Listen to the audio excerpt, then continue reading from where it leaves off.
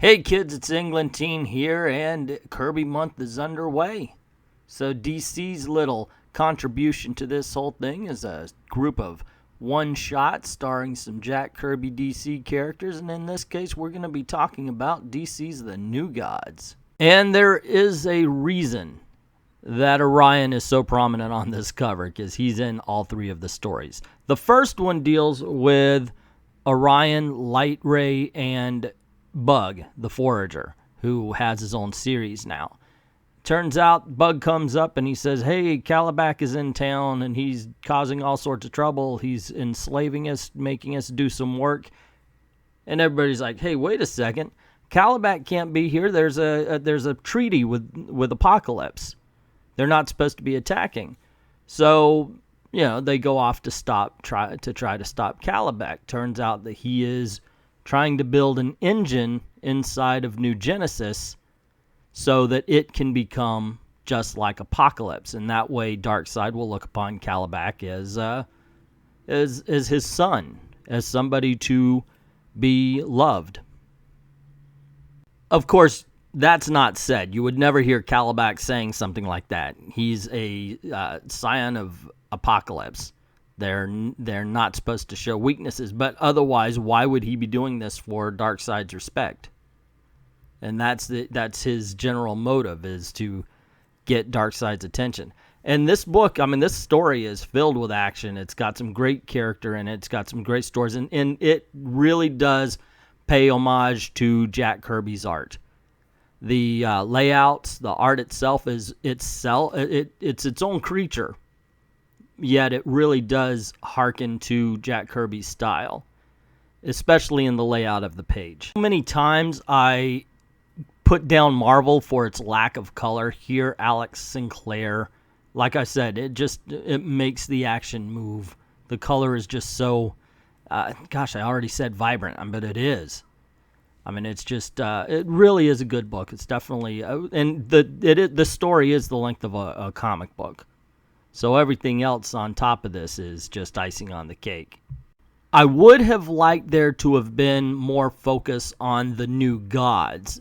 This is an Orion story.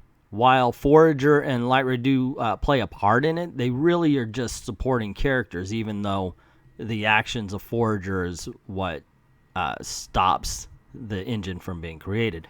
In the plan itself, Orion is a distraction. But he is the focus of the story. As a matter of fact, he's the focus of the book, as I said before. So it's a little give and take. But I don't think anybody would be disappointed if they take a chance and read this issue. The second story of the book is an underwater adventure tale, also starring Orion, although in this case it's a young Orion, written and drawn by Walt Simonson, who, in all honesty, deserves his own month. This guy's a legend as well. Just look what he does when he's tasked with an homage to Jack Kirby. He actually creates a monster that could have come from any of Jack Kirby's books.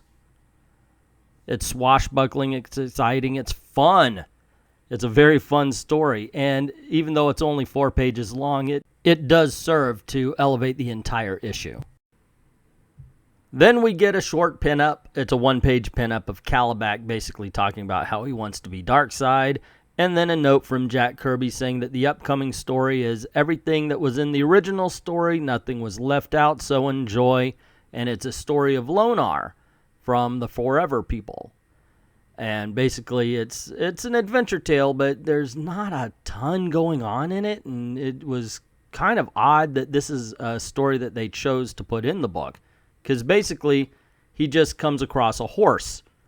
And then the entire dialogue seems to be about, hey, isn't this horse cool? It's very, it's written bombastically for such a small tale as well. And when he finds the horse, he meets up with Orion, because we can't leave him out of the stories. And they both basically just talk about how great this horse is. It's kind of, like I said, it's a weird story to end on, especially after the first two.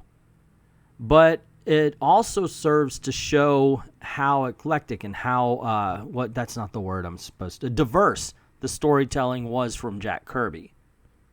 And it was good. It's not the strongest story in the book, but it isn't bad. There is not a bad story in this entire thing. I think it's a great homage to the King.